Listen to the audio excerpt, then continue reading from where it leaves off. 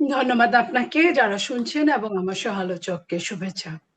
দেখেন, বিএনপি কখনো তার কথার খেলাপ করে না। বিএনপি যেভাবে কথা বলেছিল, আপনি আপনি নিশ্চয়ই, আপনি সাক্ষী, আপনি নিজে টকশো করেন, আপনি করেছেন। বিএনপির যখন সংস্কার কমিটি হয়, বিএনপি কিন্তু প্রত্যেকটা কমিটির মিটিং এ অ্যাটেন্ড করেছে, যেখানে যেখানে নোট অফ ডিসেন্ট দেওয়ার দিয়েছে, যেখানে যেখানে বলা দরকার যে এটা করলে পরবর্তীতে সংবিধানে সমস্যা হবে, এটা করলে পরবর্তীতে আমরা কাজ করতে পারবো না, এবং সবশেষে যেহেতু সংসদই মূল আলোচনার কেন্দ্রবিন্দু, সংসদ থেকেই বিল আকারে পাশ করা হয়, সেহেতু সংসদে আলোচনা করলে কিন্তু 2/3 মেজরিটির ভোটে এটা কিন্তু বানচাল হয়ে যেতে পারে।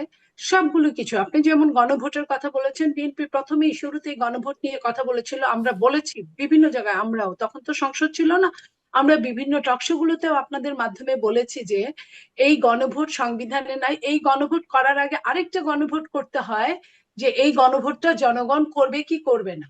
তখন কিন্তু সংস্কার কমিটি নিজেদেরকে এত বেশি মূল্যবান মনে করেছিলেন, এত বেশি যে ওনারা যা বলেন এটাই মনে হয় আইন।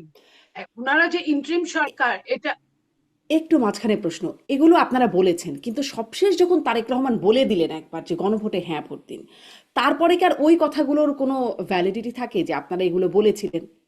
নো, নো, অবশ্যই থাকে। আপনি একটা জিনিস বলেন, যে জিনিসটার ভিত্তিই নাই, যে জিনিসটা ভিত্তিহীন, আপনার, আমি যদি বলি যে আপনার জুলাই সনদে যে সিগনেচারটা নিয়েছিল বিএনপি, যে যে জুলাই সনদে সিগনেচার করেছিল, আপনি জানেন সেটা উইথ নোট অফ ডিসেন্ট। হুম। আর যেটা প্রকাশ করেছিল ইন্টারিম সরকার প্রধান, সেটা উইদাউট নোট অফ ডিসেন্ট। তো এই যে উইদাউট নোট অফ ডিসেন্ট বিএনপির সাথে সাথে বলেছিল। তারপরে যখন ওই সরকারের ছত্র ছায়ায় যখন আজকের বিরোধী দল বিভিন্ন ভাবে বলা শুরু করলো, প্রপাগান্ডা করা শুরু করলো, বিএনপি না ভোটের পক্ষে আছে, বিএনপি না ভোট চায়, এবং দেশে একটা অরাজকতা আবার পরিস্থিতি সৃষ্টি করতে চাচ্ছিল তারা, নির্বাচনটা যাতে ভেস্তে যায় না, যাতে না হতে পারে।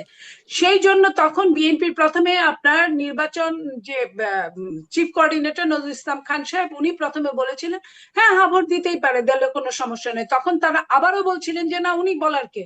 তারপরে মহাসচিব বললেন, সেখানেও বললেন উনি বলার কে। তখন আমাদের আজকের মাননীয় প্রধানমন্ত্রী উনি বলছেন হ্যাঁ ভোট দিলে দিবেন।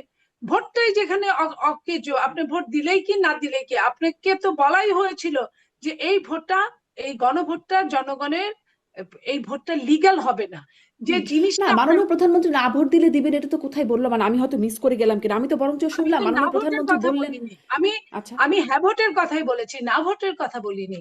উনি আচ্ছা। বলছে হ্যাঁ দিবেন, আপনারা হ্যাঁ ভোট দিবেন। তো ভোটটাই যেখানে অকেজো, আপনাকে আমি একটা কথা বলি, আমি যেখানে আপনার ডিসকোয়ালিফাই, সেখানে আপনি যত রকম কোয়ালিফাই আমাকে রিপোর্ট পেশ করেন না কেন, আমি তো অঙ্কুরেই ডিসকোয়ালিফাই, সেখানে আমি কোয়ালিফাই কিভাবে করি? এই জিনিসটা আমাদেরকে বুঝগম্য হতে হবে। Number one. নাম্বার টু হচ্ছে চারটা প্রশ্ন সমন্বিত। আপনি নিজেই বলেন চারটা প্রশ্ন সমন্বিত একটা আনসার কিভাবে সম্ভব, এবং একটার সাথে আরেকটা প্রশ্ন সাংঘর্ষিক, এবং জি। যে যে নীলোফার চৌধুরী মণি, আপনি খুবই যৌক্তিক আলোচনা করছেন কিন্তু এই আলোচনাটাই বিতর্কটা আমরা অনেক করে ফেলেছি, মানে একটু পুরনো আলোচনা। এটা নিয়ে আমরা অনেক, এবং মানুষ আসলে বুঝতে পারছে কিনা আমিও এই প্রশ্নটা বহুবার করেছি যে এটির আসলে যৌক্তিকতা কি, কিন্তু আমার প্রশ্নটা ওইখানেই যে মাননীয় প্রধানমন্ত্রী যখন একবার বলে ফেললেন, এত বিতর্ক, এত সমালোচনা বা অযৌক্তিক বিষয়বস্তু থাকা সত্ত্বেও, যে আপনারা আবেদন করলেন মানুষের কাছে গণভোটে হ্যাঁ ভোট দিন, মানে তখন যদি আপনারা সেখান থেকে সরে আসেন, গণভোটাধিকার বাতিল করেন, তখন তার ক্রেডিবিলিটি বা তার কথার গ্রহণযোগ্যতা, আস্থাহীনতা তৈরি আপনার হয় না? শোনেন, আপনার নির্বাচনী বক্তব্য এক জিনিস, সংসদের বিল পাস এক জিনিস। আমরা তাহলে নির্বাচনী নির্বাচন, বক্তব্যকে কম বিশ্বাস করব? নো, আমি ওটা বলছি না, আমি আমার কথাটা শোনেন। জি। নির্বাচনের বক্তব্যে আপনি আপনার ওই এনভায়রনমেন্টটাকে আপনি ধরতে পারেন, কিন্তু আপনার এনভায়রনমেন্ট কি আপনার আইনের মধ্যে যদি বিদ্ধ থাকে, তাহলে কি সেটা সম্ভব? সেটা যদি আইনে যদি আপনার ধরাবাঁধা থাকে, সেটা কি সম্ভব? তো একজন মানুষের চেয়ে কিন্তু আপনার একটা আইনের বেশি কার্যকারিতা। আইন মানুষের সমন্বয়ে হয়, কিন্তু সমস্ত মানুষের, ম্যাক্সিমাম মানুষের সমন্বয় আইনটা হয়, 2/3 মেজরিটির সমন্বয়ে আইনটা হয়।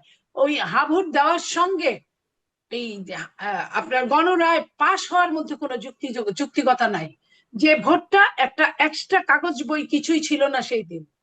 হুম। আমি আবারও বলছি এই কথাটা, কারণ একটা ওই সময়ে নির্বাচনটা ভীষণ দরকার। নির্বাচনটাকে সাকসেসফুল করার জন্য, নির্বাচনে জনগণকে ভয়ভীতির ঊর্ধ্বে উঠে নির্বাচনে এসে ভোট দেওয়ার জন্য আপনার মনে করেন যদি এক্সট্রা কোনো কাগজে কেউ যদি কিছু কোনো আপনার সিল দেয়, আপনার সেটা আপনি মনে করেন আপনার একজন মেয়র হবে, আপনার দুইটা মেয়রের কাগজ দিতে পারে, তো একটা মেয়রের কাগজ তো এমনিই আগেই আপনার কে লিগ্যাল, দল থেকে কাকে মনোনয়ন দেওয়া হয়েছে কি হয় না ওটা তো এমনি আগে আপনার বাচ্চা যাবে। সো এইখানে আইনটাকে আপনাকে ধরতে হবে। আইনের ঊর্ধ্বে মাননীয় প্রধানমন্ত্রী না, আইনের ঊর্ধ্বে আপনি না, আইনের ঊর্ধ্বে আমি না, আমরা কেউই আইনের ঊর্ধ্বে না। আইনটাকে যদি এখানে কোনো চেঞ্জ আনতে হয় তাহলে আইনটাকে 2/3 মেজরিটি দিয়ে আইনটাকে চেঞ্জ করতে হবে, তাহলে সংশোধনী তো আনতে টু হবে। থার্ড মেজরিটি মানে আবারও কি একটা স্বৈরাচার হবার প্রক্রিয়া থাকবে না তো? মানে যেহেতু বিএনপি রয়ে গেছে, তারা যা বলবে তাই বাস্তবায়ন করতে পারে সংসদে, যেমনটি আসলে আওয়ামী লীগ পারতো। বিএনপি যা বলবে তা বাস্তবায়ন করতে পারবে, কিন্তু বিএনপি তো তা করবে না, করবে না বলেই কিন্তু এত কথার সূত্রপাত হচ্ছে। নইলে আপনার মনে করেন যে বিএনপির তো লাভ আছে, জুলাই সনদ সম্পূর্ণরূপে হইলে বিএনপি এখন ক্ষমতায় আছে, বিএনপির লাভ থাকবে না। কিন্তু জুলাই সনদটা পুরাপুরি, আর রাষ্ট্রীয় সংবিধান আলাদা জিনিস। রাষ্ট্রীয় সংবিধানকে কাটাছেঁড়া করে এমন কিছু করা যাবে না, সেটার সাথে সংযোজিত হতে পারে, যেটা হচ্ছে এখন 133টা আপনার অধ্যাদেশ কাজে লাগাচ্ছে যেখানে যেখানে, সেটা হচ্ছে। কিন্তু জুলাই সনদের যে গণরায়টা কোনো সংবিধানের মধ্যে এটা আপনার যায় না, এটা সংবিধানের একদম সাংঘর্ষিক সংবিধান থেকে। সো সেইখানে কিছু করতে গেলে চোখ বন্ধ করে আগে সিল মারতে হবে, 2/3 মেজরিটি আনতে হবে। 2/3 মেজরিটি বিএনপি আনবে কিনা, সংবিধান বিএনপি সারা জীবন ক্ষমতায় থাকবে না, সংবিধান একদিন বিএনপিরও খুব কাজে লাগবে, যেটা বিগত দিনে কাজে লেগেছিল সেই সময় স্বৈরাচার কিন্তু সেটা আমলে নেয় না, যা খুশি তাই করেছে। সো এখনো যদি আগামী দিনে এরকম হয় যা খুশি তা তো বিএনপি করতে পারবে না, করা যাবে না, করা গেলে তো সেই আমরাও তো ফ্যাসিস্টের মতোই হয়ে যাই।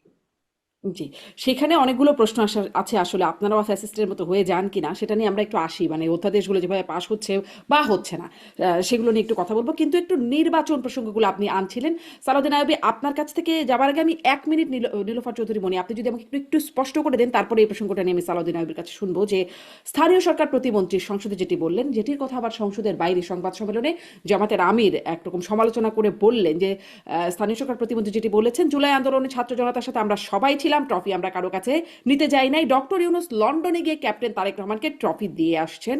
এই ট্রফিটা আসলে কি?